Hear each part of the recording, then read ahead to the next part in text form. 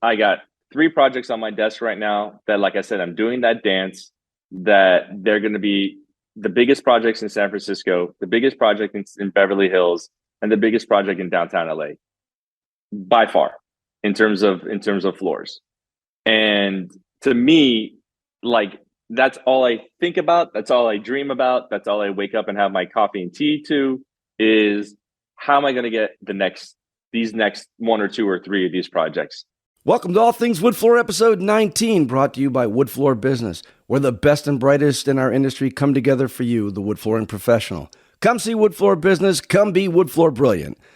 This episode of All Things Wood Floor is sponsored by Horizon Forest Products, the distributor with over 75 years of industry experience and one of the most comprehensive inventories of wood flooring products in our industry today. Joining me today, our guest, owner and chief wood floor expert, Paige Nazarian of Fame Hardwood Floors, Los Angeles.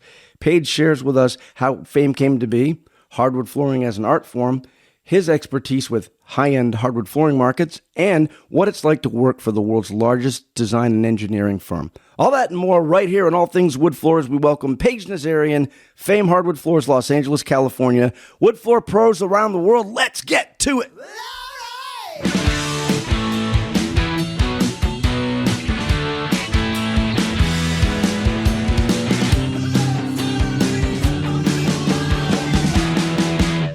All right, Paige Nazarian, founder and chief wood floor expert at Fame Hardwood. Welcome to All Things Wood Floor.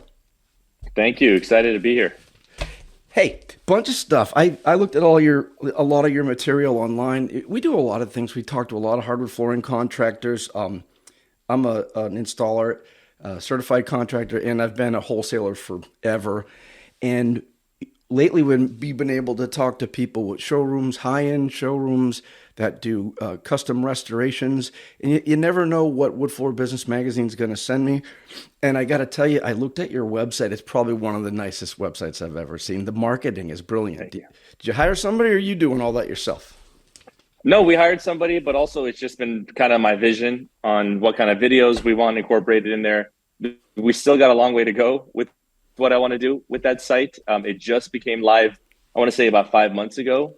Okay. So there's just so much more that I still want to incorporate on what we're doing here. But the website is, after your showroom, at least out of LA, your biggest influence on your client in terms of what you can do. And it showcases your talent, it showcases your product. So I think it's worth a lot of investment. And we definitely spent a lot of time on that to make sure that not only it's something that customers can see the flooring, but they can also learn about, other things about floors and colors that they might not already know about. For example, one thing that we did is every single floor that we put up there, we scanned the closest Pantone color to that product and put the color number next to that floor so designers can see, because, it's really hard to see off the screen what a real color is. But if you have a Pantone color matrix next to you, you can see what the actual closest color is to that sample. And then you can also start picking out the complementary colors. So before that sample even arrives, you have, your nice little showcase made and mood board made for your client. And it just saves them a lot of time. And that's what we want to do is we constantly think, what can we do to make our clients' lives a lot easier? You've been studying hard. Yeah. I started out in marketing, and it's funny you say that. I still have like a $300 Pantone index, and when we were doing shirts and graphics and design, you'd literally go to a company that's stitching and say, I need Pantone 308 green in these threads. It has to be in there. It's part of what we're doing. And that's to a whole other level. But when you're looking at flooring, we talk with designers. You're pulling colors. You want to pull gray out of that granite, or you pull a little color. It comes down to threads like that, things that the eye doesn't even see. So maybe that is another reason why your showroom stands out like crazy. You guys got a 2022 Wood Floor Business Outstanding Retailer Award recently, correct?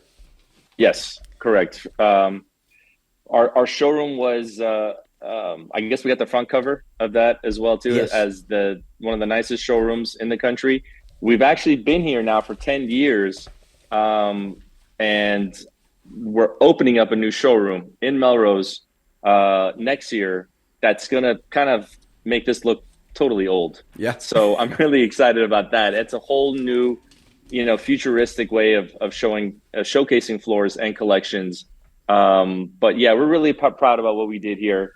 I traveled the world. That's one thing that I've done and learned a lot about how other companies and other countries showcase their floors.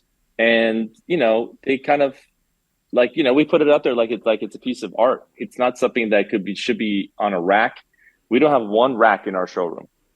I think that's just like a disgusting way of, showing a product that you're selling for 30, 50, $100,000 Yep. is on a waterfall rack. Well, you know what happens with a waterfall rack? You have a beautiful, let's say 2x2 sample, and you see 1.25 inches of it, and in 3 weeks, that's the color that's the part that turned color, and the rest of the sample doesn't even look like it. And people are shoving them in and dropping them out and dropping them on their feet when they could look at. I also like that they're on the wall. You put leather handles on them so people could move them around, take a look at them, and then get them back where they belong, I assume. Exactly. We put leather handles on them. We put a nice little wood binding around it as well too, kind of like how a piece of cabinetry door might look as well. Just little touches like that, it just goes a long way, especially with designers that are, usually female aren't able to carry 3 or 4 of these large boards at a time. But when they have these handles, it's actually a lot easier for them to do it, and they thank us for it. Well, that makes perfect sense. I mean, I'm looking online, and I want a question for you. It says Fame Hardwood, not Fame Hardwood floors, Fame flooring, et cetera, et cetera. My question is, what is Fame, and isn't it time we found out? I've seen your videos. They're beautiful. I was going to win it and go, what is Fame? And isn't it time we found out? Love that. Who did that video? There's a video for anybody that listens to this podcast. You got to go to their website. Even the intro videos are super cool. Yeah. I'm not supposed to say who narrated that, but I think we can all tell who the voice was. We kind of did a little trade there with some of our, we have a lot of clientele in LA that's A-list.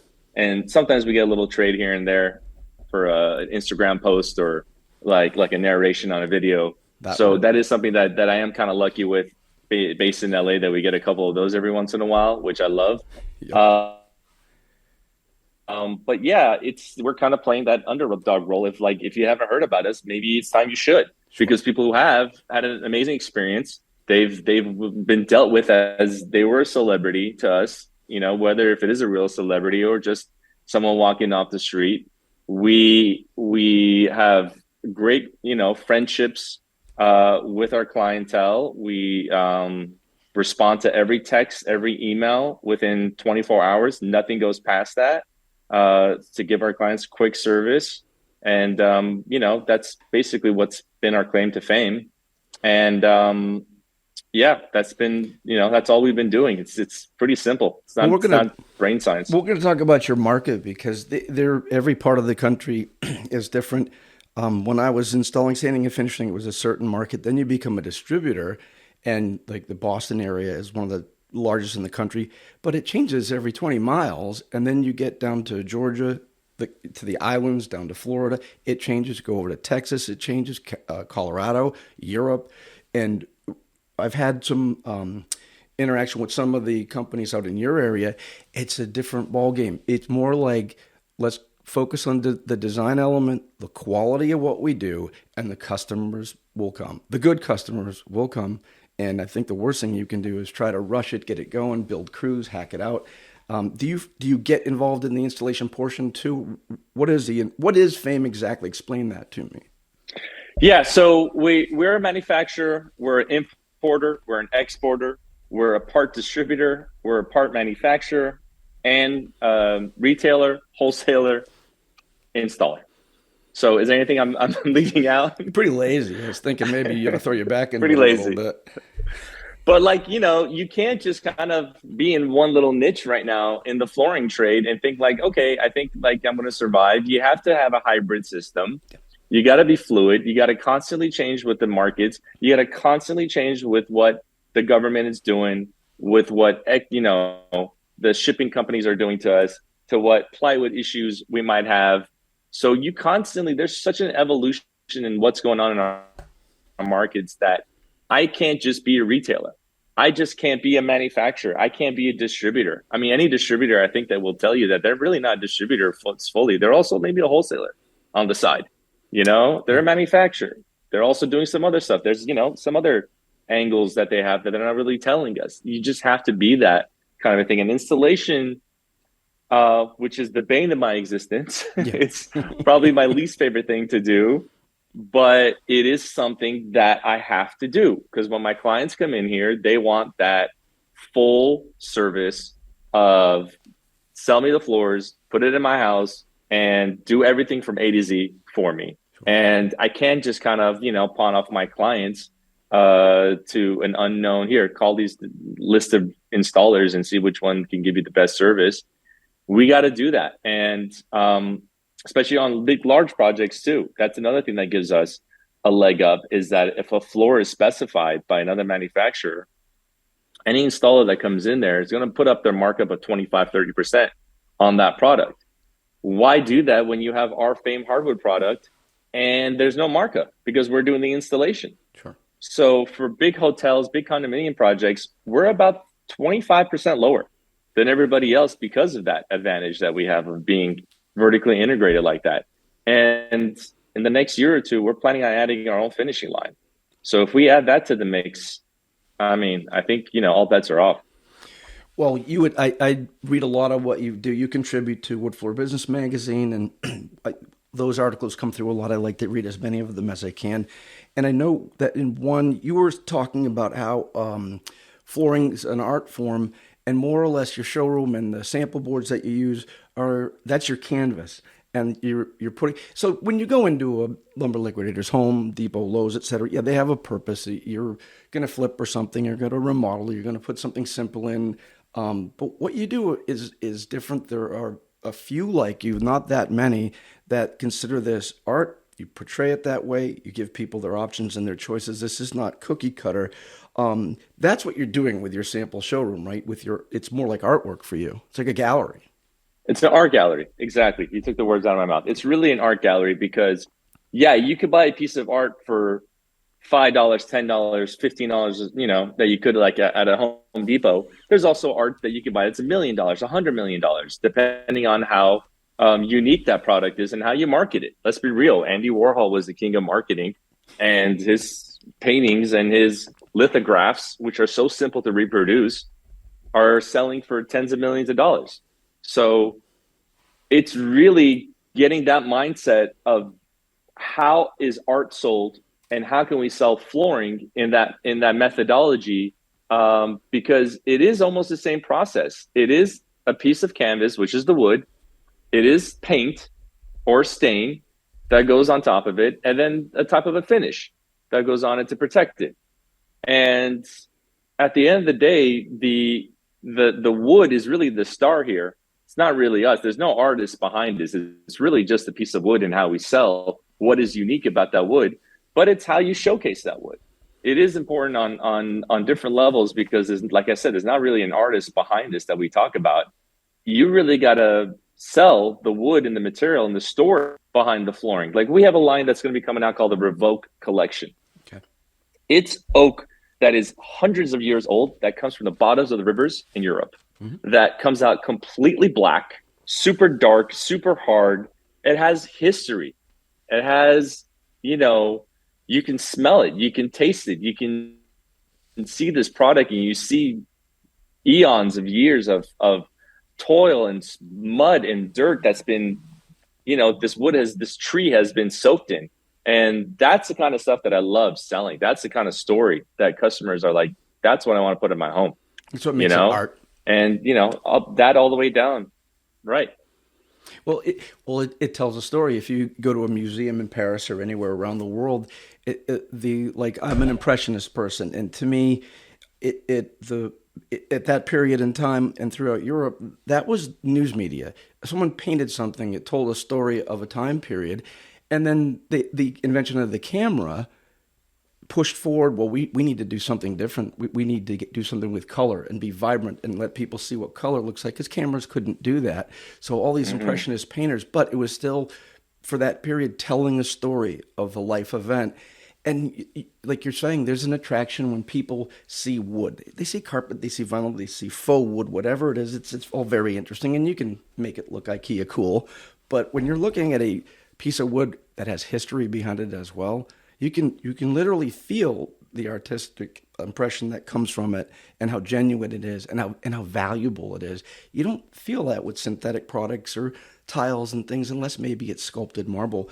I mean, even just looking at your showroom, absolutely beautiful. Where did you get all the post and beam work?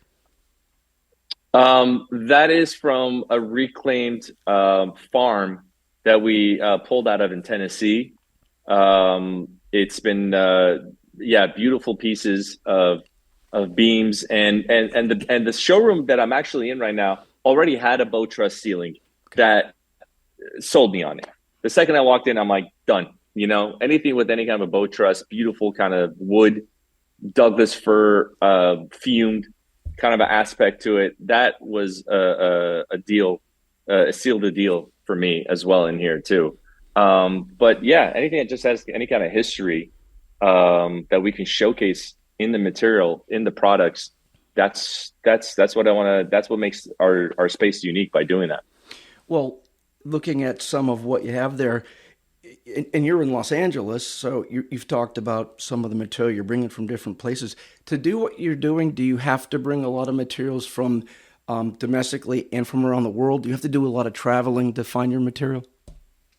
Yeah, you know, and I gotta tell you, living in LA and I think in living in New York, we are a little bit lucky because I feel like we're always at the forefront of what the next trends are in America. I feel like the designers, the importers, they just kind of have a finger on the pulse of what's next. And then the rest of, the Midwest and maybe Miami and the coast, they all kind of like catch up with what's going on.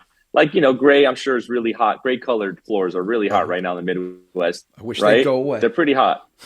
We're kind of like 2-3 years removed from buying, selling any gray. I have no samples that are gray. Like maybe a touch of gray like that one. And maybe this one above here is really all I have. I got enough of a And they're touch of going, gray. I don't need any more. I'm already going yeah, gray. We tell the reps that come in, I'm like, all right, it's been about 7 years, enough with the gray. We have a rack of something that was all gray, and they did go out and find us some earth tones and things to get back to that. When I was in retail down in Tampa, we would talk about the trend-setting states. It's what goes from California, hits hmm Texas, Florida, Miami, Tampa, the Western Coast, maybe New York then. And sometimes, like you said, it could be years behind that we find that those trend settings and styles, the money's there, the affluence is there, the taste, the style, the design, the weather, everything about it. And people I know in California, which is what, 10% of our entire population, they like to get out and shop. They like value. Everything's kind of pricey, so they want something of value. And I think you can right. see that just looking at your showroom. You're not walking into the local lumberyard by any stretch of the imagination. Do you have to go to Europe and abroad for things too, or? Yeah. I definitely go to Europe. There's Italian factories that we work with, Belgian, French. I went to go see one in the UK recently. Had some beautiful, amazing floors in there as well too. Just constantly seeing what's new, what's out, what's unknown, that's new to me. How's a different way of making a floor, of staining it? Maybe there's a natural way of doing it and not some of these chemical ways of doing it. So there's all these new ideas that take a little bit of time to get from Europe to the US. So you have to go to, I actually went to Brazil too 10, 15 years ago to see some of the Brazilian woods when they were up and running and hot, but that kind of, died out real quick too. Sure. But you just kind of got to go with the trends and see what's happening and try to you can't sit behind your desk in a cubicle and think like you're always going to be top of the heap of what's happening and trending in your town. You got to wing it sometimes. You Like you gotta said, it's travel. art. I talked to a buddy of mine down in Cape Coral, Florida today, and he had a floor. They couldn't match it. So they took all this material, cut it to what they wanted to do with it. They took it in a shop and gently burned each board. It's like parquet brulee. He torched the surface of every one, did a little acid wash, stained it, whited it out, ripped that off the surface, left it in the pores, and then put a finish onto it. I'm like, good for you. Like you found Yeah. another way besides let's go shop around and find something. But you've reversed the process. If you come up with those combinations, they become yours. People see them and they want them. And you might not sell the same floor twice, but it makes your floors unique. Yeah, there's been industries that have been made because of this. Is Shoshikiban is a Japanese way of torching the flooring that I know there's a couple of guys in Austin that are doing this. They made a huge career out of doing it, making some of the most beautiful floors. Delta Millworks, I think, is one of them. Beautiful, beautiful floors and wall paneling that they all started by just what if we torch the flooring and put a finish on it? Something as simple as that has probably built a multi-million-dollar brand for them. So yeah, just keep on testing. I have a guy that came to me and said that he put pomegranate juice on the flooring to see what happened and show me some samples. It looked pretty amazing. You just got to keep on seeing what happens and test it and try it because even though wood's been around for a long, long time, we still haven't figured out all the different ways that we can really come up with amazing colors and processes with it. It's still relatively unknown. Oh, no, you're right. Years ago, somebody here in New England found a floor. They said it was all full of mold, and it wasn't. But we found out what it was iron oxide contamination. And then I found out that wood craftsmen for years have used iron oxide in flooring, and I started doing it. You can take vinegar and throw a couple steel wool pads in it, time the wash of it, and use it for different degrees of blackening wood and ebonizing wood. And so something that was a technical issue that we found all over, when people made that transfer from buffing out a floor with steel wool, which they did for years, and started using water-based finishes, it caused a lot of problems because oil-based finish would encapsulate the metal. Not with water, it will cause it to acid and burn and actually burn the floor. So we've seen a lot of guys that will teach whole seminars on how to do an iron oxide wash on a floor or an aniline dye on a floor, and then, like you said, manipulate it a little bit. Maybe cut some of that off and put some of the whitener in or some different color that's there. People are taking wood back to an artistic level. And you mentioned something that happens here a lot. They're going out and shopping first for the base material. Exotic woods, quarter sawn material with fleck. Come on, there wasn't a textbook up until like an hour ago that even knew there's no reference to live sawn. And now there's live sawn. Yeah. Okay. I still want to see someone put their foot forward and explain that one. But I have seen some of what they call live sawn has become super popular. Good for them. Another interesting new look in our industry. Marketing.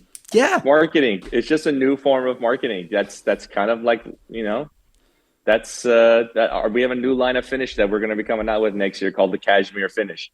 It's a finish that feels like cashmere. A great name. I mean, you probably felt a floor that probably felt like cashmere, but never even thought about like, what do we call this thing? That really brings it home. It's just a different level of marketing. You just, our industry is a little bit behind lagging on how to market our products, but we're getting there. Hey, the industry is getting there. Well, where did this all come about? Did you have family in the industry, or how did you jump into all this? Yeah, I was born with samples of carpets around my crib is the way my dad put it. I'm a second generation. My parents came here from Iran after the 79 revolution. My dad went into the carpet industry in the 80s, was really hot for anything carpet, and part of the 90s. High school, college, I joined. I hated everything about that industry. I hated the smell. I hated the product. I hated the profit margins. I hated the installation methods, the clients, the seam tape, the way you would measure and how you had to figure out how many yards of carpeting you need. Like when we do wood flooring, you just do the square footage and you're done. Carpeting needed so much more brain power and you make a tenth of the profit. So after a few years, I said, I got to do my own thing. Can we start bringing in some wood flooring in? And just brought in some lines and imported some stuff. And it grew big enough that within a few years, I just, told my dad, I got to do my own thing. And 10 years ago is when I started up Fame Hardwood here on Beverly Boulevard. And best move I ever made, not only for business-wise, but for our personal relationship as well, too. What is it? I've set up businesses, retail, wholesale, etc. How do you set up in it where you are? That's a pretty famous little area. It's high end. I can't even imagine what the rents are. What makes you say, let's just go downtown and find us a hot little spot? It can't be that easy. I gotta tell you, there was two clients that I spoke to when I was looking for a spot because I was looking for a tucked away space that was, really tucked away. And both of these clients said, "What are you doing going over there? You need to open up where all the designers are. You need to be where all the action is." And I was like, I just can't afford it. It's just too expensive for me. And the idea came to me, why don't I join another guy that I know that's in the cabinet industry? And we start off together and we share the rent 50%. We share our clientele because cabinetry and flooring are always going to be neck and neck and side by side on any project. I share his clients, he shares my clients. And that's how I started this thing. It was with the cabinet guy. And within 2 years, we grew big enough that I was like, I gotta, I'll take this space. And he's like, I'll take another space. And that's how we started. And now like it's nothing. Like you laugh at it now, like the amount of business that we've done of what the rent is and how it is on Beverly. And now like, like I said, we bought a building on Melrose and are moving up to much bigger space, much higher profiled area. And knock on wood, it's been amazing 10 years. Can you explain your market a little bit? Like, what is it like? We're not in the market that you're in. It's holistically different. What is a day to day like? How does the whole process work with clients coming in? And it's just a whole other level. If you could kind of give me a little insider on that. Yeah, it's definitely a mix between contractors, developers, and homeowners. So I'm sorry, not contractors. I would say designers, really. The designers are the biggest. I'm in the design area. They're the biggest one that come in here the most and give us repeat business. And they have a certain aesthetic that they're looking for, and that's why you got to make your showroom stand out from all the other flooring guys. Because if your showroom looks like a cheapy showroom, you're going to attract the cheapy designer and client. If it looks pretty amazing, your samples look amazing, that's the kind of clientele that you're going to get, and you can achieve a different level of success. We do get a lot of homeowners that come in here too, looking for their own project, but mainly any homeowner that's building a house that's 3,000, 4,000 square feet or more, pretty much has a designer that they've attached themselves to. So it is very heavily design based out here in LA. Can you tell me about two things? I'm going to jump ahead a bit because, like I said, I went over some of your work. When we're talking about design elements and working with design people, in here it's a little different. Sometimes you go to Boston, you have a very talented design team that's working on something specific, and sometimes you're working with a small local person that's matching drapes and blinds or something. And then sometimes you get what I used to get, which is inferior desecrators, interior decorators, and it's a whole as a whole form and function thing. Tell me about two things that I think only you could tell me about. Tell me about, is it Kelly Werschler and Gunsler Design? Because I read you had talked about them a bit. Yeah, so when I first started this showroom, you always got to have a goal of saying, this is the top designer I want to work with. This is the top architect I want to work with. Right. Though when I first started the first week, I said, these are the two. Because Kelly's work is unbelievable. She is, I think, the best designer in the world. Sure. Her style is impeccable. Her taste is it's unparalleled, and she's right up the street from me too. So I had to make sure that we could get in to her project in any way, shape, or form. And eventually, we did get into one of her husband's projects in downtown, a big multifamily unit project in downtown that her husband was doing, that our floors got specified in. And from there, that relationship grew from her office into her office. And working with her clientele are some of the biggest hoteliers and condo developers in the world. So we parlayed our way into, all the proper hotels, the one in San Francisco, the one in Santa Monica, the one in Austin, to be able to provide them the flooring for all those projects. And she is the queen. Who's Gunsler Design? Gensler Design is Gensler. Gensler is the biggest architectural firm in the country. Right. They do a lot of multifamily projects as well too. a lot of commercial projects, but they are, if you go onto any architectural website and say who is the top architect in the country, Gensler is always going to be number one. They're number one for a reason. They're always one step ahead in terms of what's next, what's new, what is climate appropriate, what is, forget about trends. It's not a matter of an architect that's always trendy. It's always an architect that is always looking out for what's best for our country, what's best for the globe, and that type of architect has been, I think it's been missing the past couple decades, and now we're seeing more and more of them. And Gensler has been in the forefront to be, what can we give this space without taking away from, our health? It's good when companies get to a level where they're successful enough and lucrative enough that their thought is, well, how do we give back? That was a reason behind the cause that we started 5-6 years ago, which is called Acre for Acre. Acre for Acre, correct. I saw that on. That is something that we started, and we've kind of left it open-ended for any manufacturer or retail to be a part of, which is for every acre of flooring we sell, we plant an acre of trees. Excellent. And it's not only giving back 1-to-1, it's giving back 100-to-1 at the end of the day. But it's a simple gesture. It's very simple because at the end of the day, it costs $1,500. Sure. If I'm selling 44,000 square feet of flooring on average, that could be almost $500,000. Sure. What's $1,500 that we can give back to plant an acre of trees? Sure. To give back for what's been sustaining my livelihood.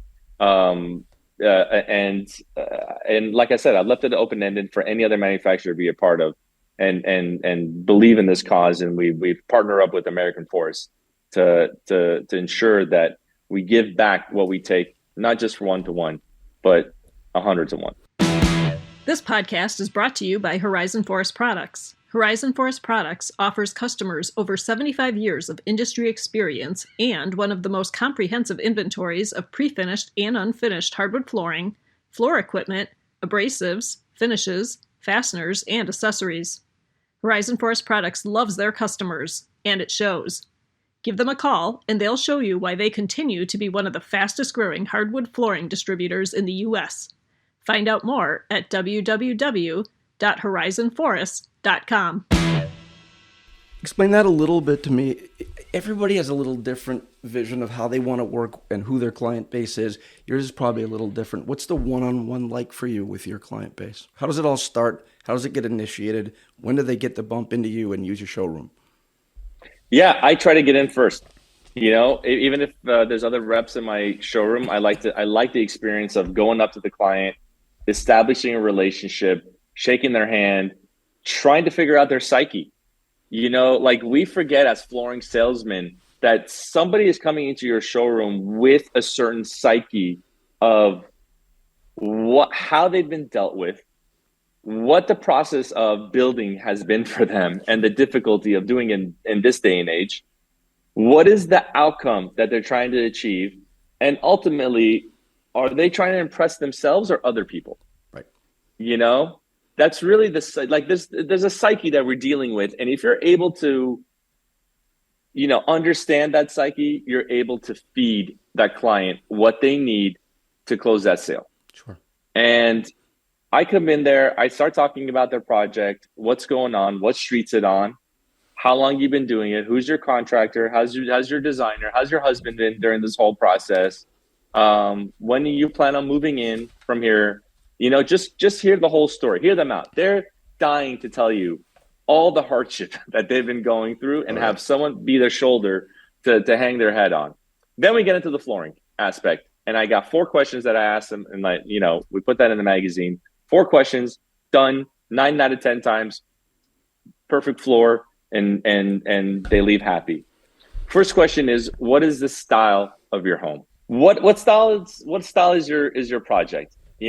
At least in LA, every single city is going to have their own different style, but at least in LA, we have modern contemporary, we have traditional, we have transitional. You get some Mediterranean, and you get some that's mid-century. Those are pretty much the top 5. If they tell me what the style of their home is, I know that if it's a modern select floor, I'm not giving them a reclaimed product. Sure. I'm not giving them something full of character, full of knots. You know, if it's a mid-century product home, I'm giving them walnut. I'm giving them rift oak. We're giving them stuff that is perfect for that kind of style of project. Then we ask them what kind of color you're going for. Sure. Usually we kind of split that up into three, either light, dark, mediums. Grays were kind of the fourth, but they've kind of been phased out a little bit here in LA. So it's usually been, those three is what we go to. Mm-hmm.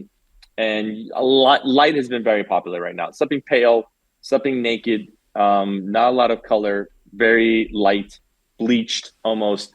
That's become one of our popular sellers here in LA. The next question we ask them, which I don't think a lot of people do in their showrooms, is what is the height of your ceiling? Mm-hmm. And that's something I learned from Kelly, is that we did a project with her where there was a historic side of the building and there was a newer side of the building for the hotel. The newer side of the building, the hotel rooms had the height of the ceilings were 10 feet tall, mm-hmm. and the historic buildings were 8.5, 9 feet tall. She decided, of course, to use the same color for both of those projects, but she went with a skinnier 2.5 inch width plank for the historical building and a 4-inch plank for the newer building because it just fits more to scale.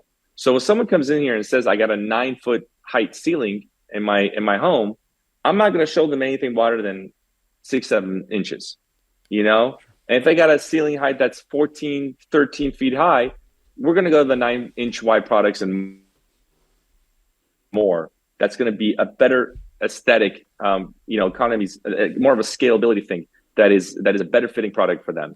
Well, it's then a feel and a fit, right? It brings it down. When I would do that here in New England, we have been trying to get away for 200 years away from strip, 2.25, 2.25, 2.25. And if you do finally have a home with some higher ceilings, not the standard 8-foot ceiling, your house starts to look like a basketball court, if that's what you want it to look like. But when you explain to a client, okay, see this room, if we put strip floor in here, you might as well just get your racquetball racket out. But if we were to put in a wider blank, it pulls the ceilings and the walls down. You get that comfortable den-like feeling, or like a ship's plank feeling. It changes the whole feel and the whole design and the whole mood of the room. You could shift it quickly from contemporary to something far less contemporary, like you're talking about. Right, exactly. And it's the width of the plank and the length of the plank. Let's talk about that too. Okay. That's also really important. Do you want a bunch of 1-footers to 6-footers in a space that is, a 1,500 square foot open living room space? No, you want the longer length stuff that's 14, 13, 12 feet length, random, up to that size. So that's something that we have a discussion with and make sure they understand, because look, I don't think other flooring companies are even discussing that with them to explain them. This is something that you should think about. Well, the whole industry was mechanized like that. Here, you can go in an old New England house and every board in one room is one length. That's it. And then as the rooms get bigger, it got really creepy because you'd have a 12-foot and a 1-foot and a 1-foot and a 12-foot, or all the shorts on one side. Oh, it got crazy. But back then, people wanted everything to be one long length in the room, which that doesn't happen. And then when I first got into flooring, we had what was called unnested. So an 8-foot bundle had 12 or 15 8-foot pieces. And the industry got so backed up with lumber yards where people that aren't particularly flooring contractors, like framers and carpenters, they would return all what we call the aces and the shorts. They would stack up like firewood. And the industry got fed up with having that kind of waste, and then people returning them to the distributors, and counting was a big pain. Well, what happened?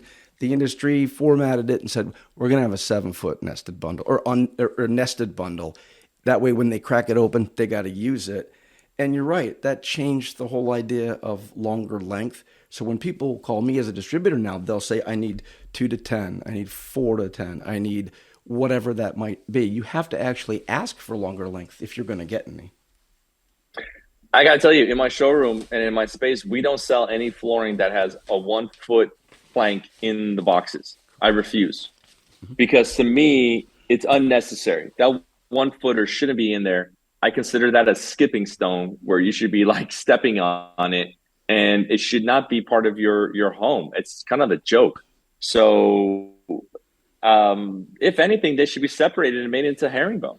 You know, all the short pieces that you're talking about should have been separated and you know, marketing and sell it as herringbone and charge 20-30% more for that. That might be solved. You know, today they turn that stuff into wood pellets, and wood pellets are about $300 a pallet just to take that dunnage and burn it off.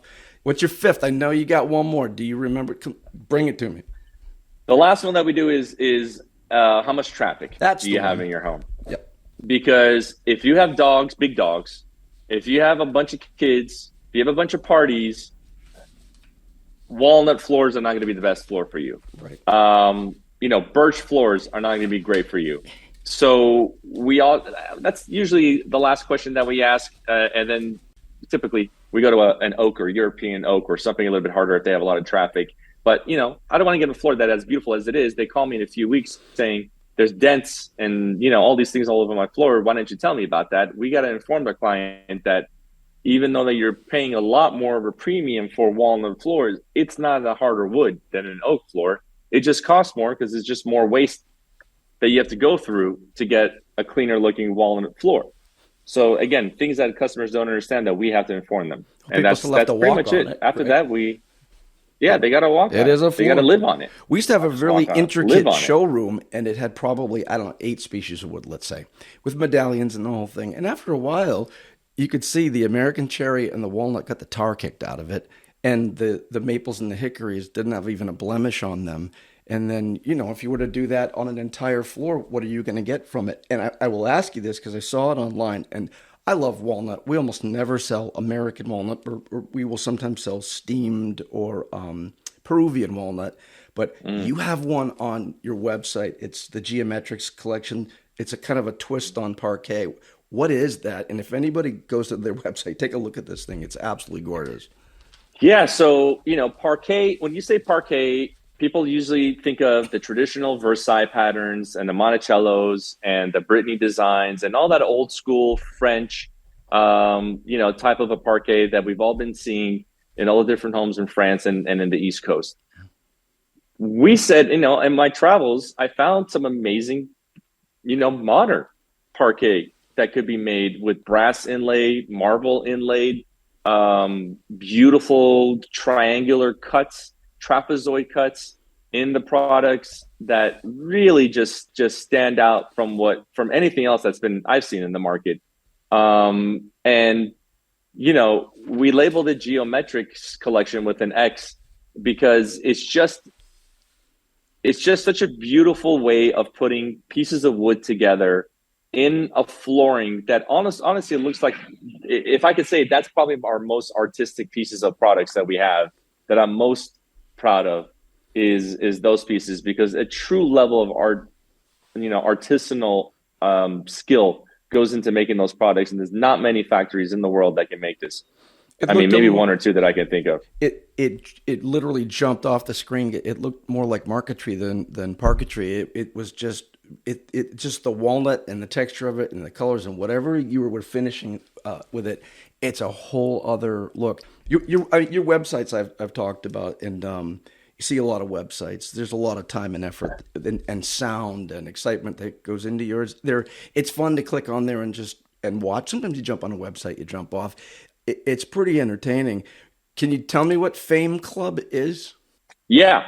So Fame Club is something that we're going to start next month. That is an invitation to certain designers that we're going to give out that gives them, for $750 a year, a membership to get an extra 5% off any order, all orders, I should say, for the whole year, not just trade discounts, but an extra 5% off. It's really made for that client that is just really busy, wants to have a home that they go to for all their projects, and that doesn't want to think twice about where am I going to go to find this client their floor. They'll call us, they'll tell us what their needs are. With that, they get 3 large sample boards shipped for free all year. They get unlimited cut samples shipped to them per year. They get invited to our Dynasty dinners, which are once a year. They get their Instagram posts posted on our website and our Instagram feeds as well too. It just gives them a whole different access, you know, a little bit more of that velvet rope, you know, love that we like to give some of our designers. And just to make their hectic lives a little easier. What else can we do is what we keep constantly think is what else can we do to make their lives easier? And the Fame Club is that next level. For our business people that we do speak a lot about running their businesses or operations, you're the first person I've run into. You guys are taking Bitcoin? Yeah. Wow. Good Yeah. for you. That's crazy. It's in cryptocurrency. I'm like, wow, I don't know if I'm going to go down that road just yet, but that makes a lot of sense right now. I gotta tell you, the idea is that all these guys that made their money in Bitcoin and crypto are gonna eventually have to leave their mom's houses and go buy a house. Yes, somewhere. and they're gonna, use all this money and hopefully find another vendor that can take, all this currency and buy their floors. They're all gonna need floors for all their projects. So we added that. We haven't had too many. It hasn't been too big, and I think after the crash, the chances are a lot less. Well, but we put it out there though. because, we're thinking of a market. It's a different market that we're trying to break into, and why not? Hey, after people are done shipping their cryptocurrency over to foreign island casino companies, they're going to want to put it into something that they can have some value from. Right. You talk about that, like the market, et cetera, and changing things. I think in the last. I've been at my particular job for 27 years, and we've seen every form of up and down there is, including being bought like 3 times. When I read some of what you had been writing about, we were going over things like anti-dumping, tariffs, lumber shortages, cargo containers. You probably have port issues. We only rarely come across things like that. What are all these things that have been thrown your way, and in what time frame? Has this been all recent? Or it starts with the anti-dumping about 10, 11 years ago. Okay. Once that started levying on our industry, we're close. We're probably the closest market to China, so we got affected pretty hard by that. When your biggest supplier is getting levied a tax that could be 0%, could be 180%. We don't know. We'll figure it out at some point in the next decade or so. And we'll let you guys know retroactively how much that's going to be. So save up. So that was a huge, huge, huge game changer. It all started from then. Then, of course, look, we have your COVID issues.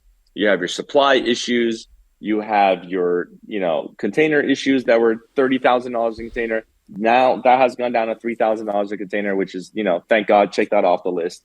You have your shutdowns that we had to deal with Shanghai and some other factories, which again, this is why we're so successful, is that we're not working with one factory. We're working with 12 different factories in 12 different countries. So if there's an issue with Shanghai, we go to the other factories that are open and change our orders and move them to the other factories. You have to be versatile. Now the biggest issue that we're dealing with is what? Plywood. Oh, yeah. Plywood is going to be the biggest issue that's going to be inundating our industry for the next year to 2 years, maybe more, because all the plywood is made in Russia, Belarus. People don't realize when they say, "Oh, I just want Baltic birch." Well, that would be Baltic birch from Belarus, or you can get your material from China, shipped to Canada. It's become quite a thing. Just as quality engineered started to really take off, and they provided. Boy, you could buy lumber here in the docks in New York, take it to China or to Russia and make plywood and bring it back at a high grade, cheaper than we could possibly do it. We combine the two together and now we have all these issues. When you're where you are, could you literally see ships out in the ocean just sitting there? We've heard about this from different people, or you must have at least known they're just bottled up out there. Listen, I live in Brentwood. Yeah. Brentwood is very far away from Long Beach, the port of Long Beach. There's the port of Los Angeles, which is north of that. From my house in the ocean, you can see the ships at its worst. And I'm telling you, we're probably a good 60 miles away from all that. And you can still see the congestion at that point when it was at its worst. It's just another issue that we had to deal with, that's why the American factories, but it always presents an opportunity. Any kind of, it's like the bootlegging industry. Just got to move and shift stuff around. It's the woodlegging industry. Got to move around it. You got to find a U.S. factory that can make it a little bit more than the Chinese factory and just fill those orders and not lose that client. So if you're, industry savvy and you know your market, you're able to fulfill those orders and not lose those clients because, yeah, they were sitting on the ports for 4 or 5 months at a time, and clients needed their floors in 2 months. I talked. So, I spoke yeah. with Roy at Rhodium in California, and he said he had NDAs and non-disclosures with some very famous people that he had to literally say, please look out in the bay. Your wood is out there somewhere. I would love to go do this for you. There's nothing I'd like more than a 9,000 footer at the price that we charge. It's out there. It's not coming here.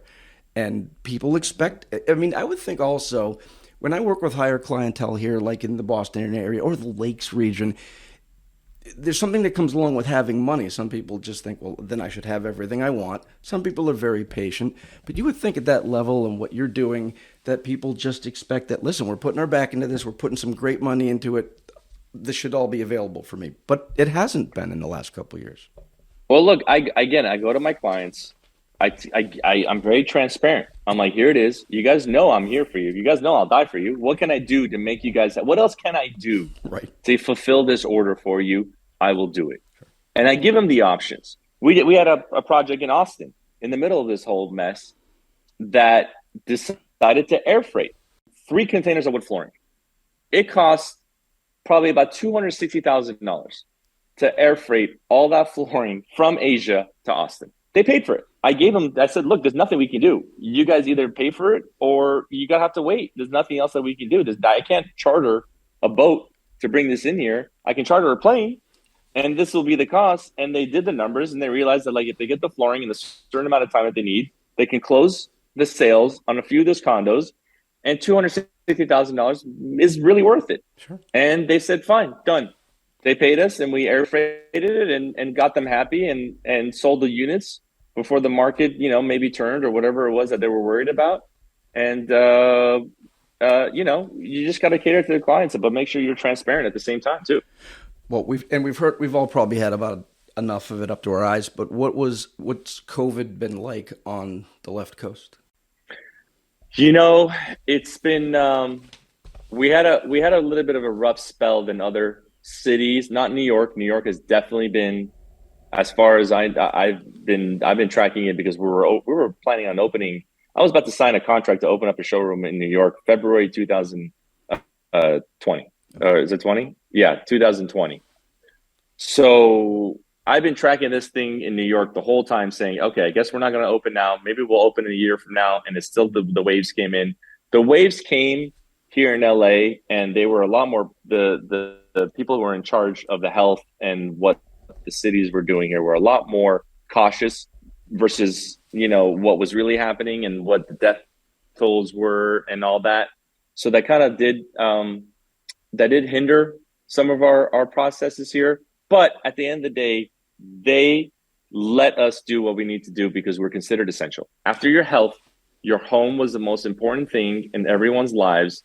And I'm happy that our elected officials, even some who weren't elected as our health officials, were at least, cognizant enough to say, we're going to let people finish their homes and move in. And you guys in the construction industry, keep on doing what you're doing. And I can't say I'm very lucky in that respect. It's probably the oldest field in this country. You're talking also forestry and lumber, which affects a lot of people, a lot of mills. Sometimes if you go at the mills down in like Virginia and Tennessee, that's the whole community. The whole community is attached to those mills. Yeah, we've had a lot of problems. Mostly the end result, not just shutting down businesses, that eventually changed. It's the supply chain stuff. 1 minute there's no adhesive. Next minute they have adhesive, but no plastic containers to put it in. Then we can't get polyurethane because there isn't any. And when they fix that, there's no metal containers to put polyurethane in. And then we talk about this all the time, but you look at like the History Channel or the Discovery Channel and watch any show about loggers and lumber. How the heck do they cut down within an inch of their lives these trees? Spend the whole day getting them on a skidder.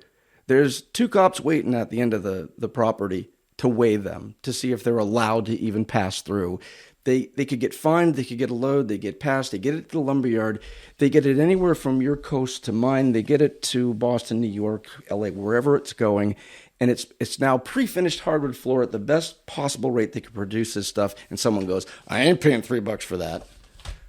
How do they even get it to us? How do they get any tree out of a forest and anywhere? It's like if you watch Deadliest Catch, I can understand why a crab costs a little bit. Wood should cost a hell of a lot more. I mean, it's funny that because now the plywood is more expensive than the wood, Yes. you know? So, like, that's the toughest thing. But yeah, I mean, that's something our industry has been dealing with forever is how do we make a product fit the price budget that the customer is willing to pay and give them a premium product at the same time. And if you want to know the secret is, we keep on making that lamella smaller. It started with solid wood, then it went to a 6 mil, then it went to a 5 mil, 4 mil, 3 mil, and it's going to keep on getting. Eventually, we're just going to put on these floors that it's a one and done floor. That I'm sure someone's going to invent a way to just replace the floors without pulling up the floor, just replace the veneer. Mm-hmm. You come in with some kind of like magnet or some kind of like remover that removes the veneer, and the guy puts on the new veneer, and you have to refinish and get sand all over your house. So that's eventually, ultimately, I think where we're going to end up. With all that you're doing and all that you're involved in, what do you think day to day is the most challenging part of what you do? I mean, look, I think you just touched upon it right now. Yeah. Is yes, we're working harder than ever for pretty much the same amount of money that we were getting pre-COVID. Okay. So we're working twice as hard, checking stock, checking the next shipment, checking the die lots, checking all these things where normally we'd be like, how many square feet do you need? 4,000? Okay, done. Here's my invoice, pay for it. We're done here. Move on. So we're definitely working a lot harder than before. Second thing is, which is pre-COVID and still now, is any kind of variation, color matching, stain issue between a sample and what is shown up in a customer's home. That is the number one issue in our industry, especially if you're selling a sample in, let's say, Miami, and the floor shows up, shipped from LA to Miami, doesn't match the sample for whatever reason. Got to ship that wood all the way back, so you lose the sale, and then you got to spend thousands of dollars in costs of shipping that material there and back. How to minimize that quality control? That's really it. It's just really quality control and updating your samples. There's not much else that we can do in our industry. That's a scourge of what we do. Think about it. Now we have three components. Used to be just sell the flooring. Now we have three components. We have flooring contractors now want to be involved in the stairs and rails and parts. And then the word stain comes in. You're like, oh boy. Now they want finished, unfinished, or pre-finished. Doesn't matter. They want that stained. Okay, now I got pre-finished floor has to match the stairs. Nope. Site sanded floor downstairs. We had one the other day. Pre-finished upstairs. Hand-done stair system in the middle, and a floor to be resanded at the bottom, and they like a stain, and they want it all done. And as you know, the chemistry doesn't always work. It's got to be a higher VOC, and then it doesn't match, and then it changes at a different rate, and then guess what? Oh, we also have forced hot air, and we would like the vents to match. Boy, it's asking for a lot. Now you know why for years, hardwood flooring contractors, we did everything we could to talk people out of stain. Natural. Everything was natural. Please let us coat it natural. It's very difficult to get all these components to come together. I got out of the refinishing business years ago. Once I realized that the customer is never happy, the profit margins are not enough, and that level of expectation that the customer is going to have, no matter what you tell them, no matter the litmus of things that you're going to go down and tell them, this is what you have to expect, this is what you have to expect, they're still going to say, you never told me about that. You didn't tell me about this. Well, I got to paint my walls. Trees, as we were talking about, and wood act as if they're their own color element. It's kind of basic when you teach a flooring class. You go, okay, do you want the reds, the blondes, the browns, or the stains? Other than that, that's what.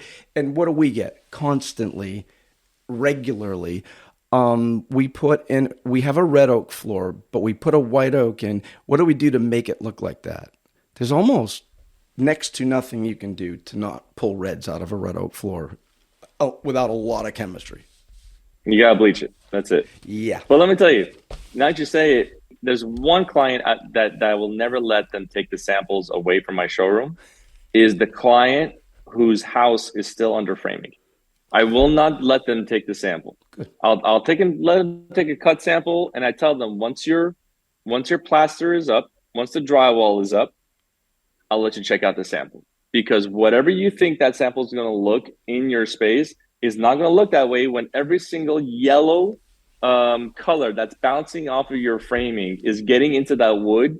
Is just not what you should be expecting. Let's wait a couple more weeks. Get your, like I said, the drywall up, and that's a truer representation of what you're going to expect, what your floors are going to look like in your home. So little things like that, you just got to, it's just experience. Well, and the lighting and the exposure alone, people come in, they go into your showroom and they get in their house and they say, this doesn't, I looked at a floor in an inspection a few weeks ago and I went out to look at this, and everything they did, nothing in any room matched.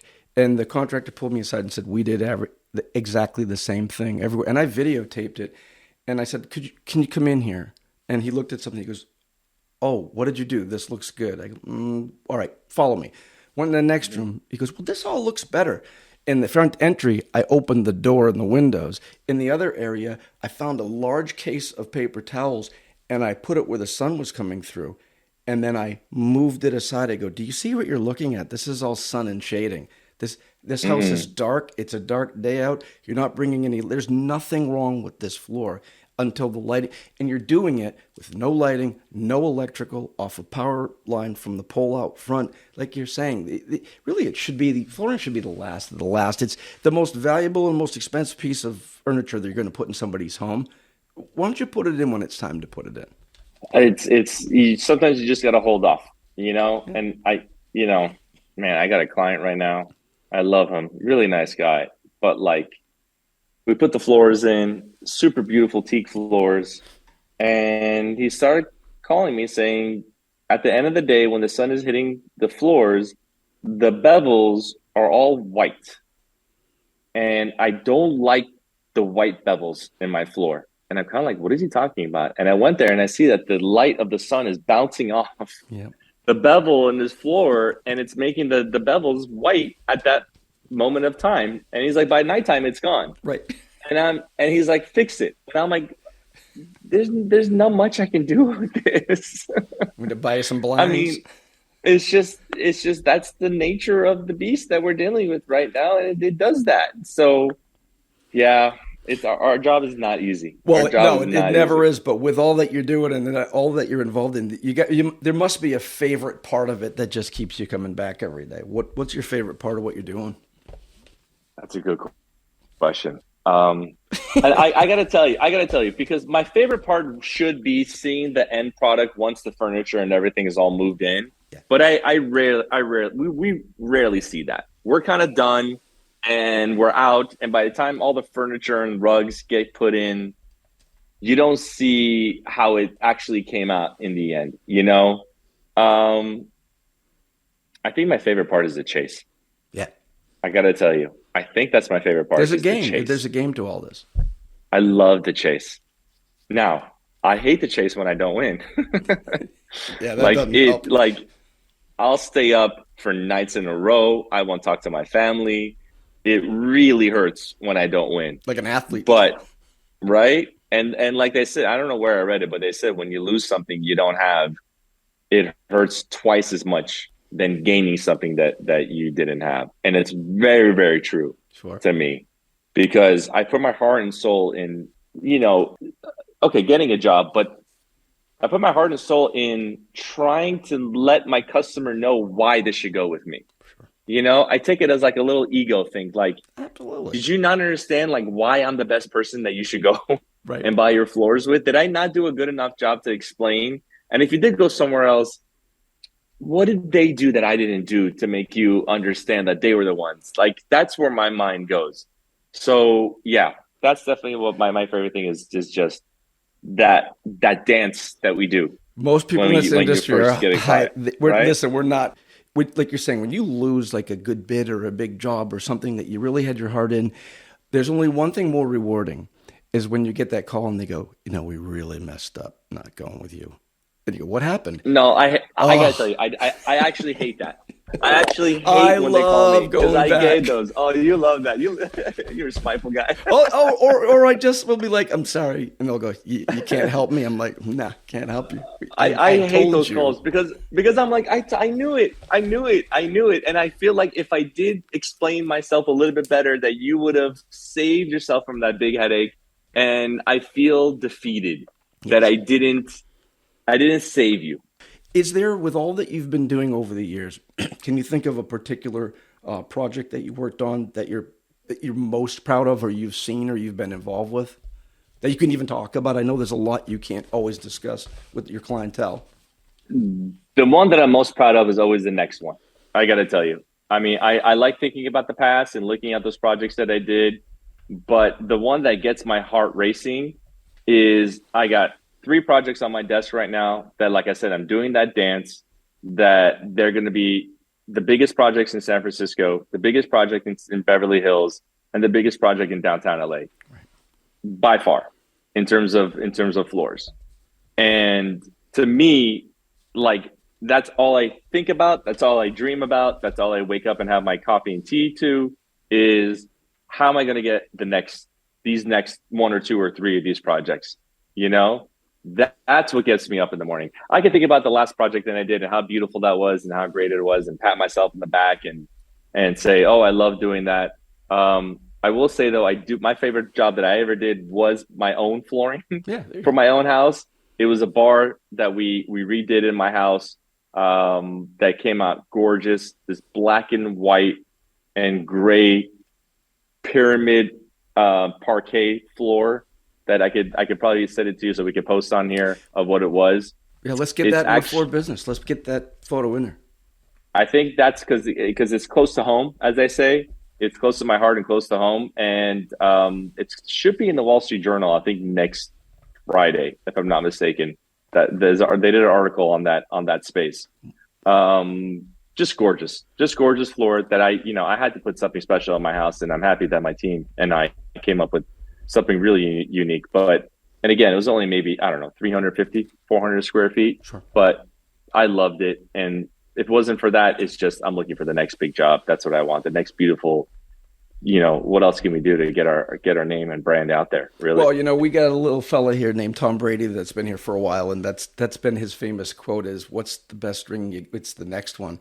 And they forget to tell people that he heard that in his college locker room from one of the people that was doing the maintenance work, who had been a collegiate player, a pro player. And he said to him, what did you like about your career? And he said, it was always the next one. And he adopted that. And I think a lot of people think that way. Hey, it's one and done. We did something. You got to learn from it. Most good floor people that you speak with and you ask them, they've never been happy with a single floor they've ever done. They will always remember the thing that wasn't quite right. And they do try to carry it on the next one and make it better on the next one. And that's hard to do because they're all different. Every one of them is completely different. Everything about it is different. You're talking marketing, you're talking flooring, you're talking high-end design. How about franchising? Why don't you just give me one of your places? What's a good? I got Bitcoin. Let's wrap us up a place. Boston would be a nice place for you to open up. Have you thought about spreading out? I would love to open up in Boston. One of our big contractors is out there, Shawmut. I'm gonna give some love out to Shawmut. They're over there in Boston. We're starting a franchise. That's something that we're looking forward to doing. I think it's something that our market is asking for. Let's come up with a high-end, mid-end range of flooring that could be sold in all these different cities. That's not just, our local mom and pop store. Let's add a brand to it. Let's add a designer-led collection to the brand. And let's, curate beautiful samples, beautiful ways of showing it. And it could easily be run by 2 people can run a showroom. It's pretty simple. I think it's samples are the only inventory that any franchisee should have in our industry. It's not much to it. And I just don't see anyone else coming out and filling this void, which is that high-end brand in our flooring industry. So I guess I'll do it. Well, I've lied to you because I always tell everybody, listen, just give me like 20 minutes. And I said, any flooring person worth their salt, we're going to kill an hour anyway. You can't get rolling on flooring without getting in there. So I'm going to let you escape from me, Paige Nazarian. Let me give you 4 quick fire questions. You answer them as quick as you can, and then I will let you impart to your beautiful left coast. Are you ready for my quick fire question? Let's do it. All right. You have any pet peeves about flooring? Any kind of knot that is filled with a black filler. Man, I hate those. I hate, especially the floor is a light floor.